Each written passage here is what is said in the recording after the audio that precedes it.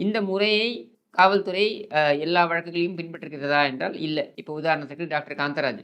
அவர் வந்து சில நடிகைகளை பற்றி மோசமாக பேசினார் அப்படின்ற ஒரு விஷயம் பெரிய பூதாகரமாகி, அதுக்கப்புறம் ஐ திங்க் நடிகர் சங்கத்திலிருந்து ஒரு புகாரும் அளிக்கப்பட்டு, அந்த புகார் மீது எந்த நடவடிக்கையும் காவல்துறை எடுக்கல. அவரை குறைந்தபட்சம் அழைத்து விசாரித்தார்களா என்று நமக்கு தெரியாது. நடிகர் இவரு நம்ம காந்தராஜ் வந்து டாக்டர் காந்தராஜ் அ ஒரு வருத்தம் தெரிவித்து ஒரு அறிக்கையை வெளியிட்டார் என்று எனக்கு நினைவு. ஸோ அதோட அத முடிச்சுக்கிட்டாங்க. இர்ஃபான் எடுத்துக்கிட்டீங்கனாக்க, அவருடைய வழக்கிலும் நீங்க பெரிய நடவடிக்கையை காவல்துறை எடுத்ததா தெரியல. இன்னும் சொல்ல வேண்டுமென்றால், சுகாதாரத்துறை அமைச்சர் முதல்ல வீராவேசமா பேசினாரு. முதல்ல என்ன சொன்னாரு?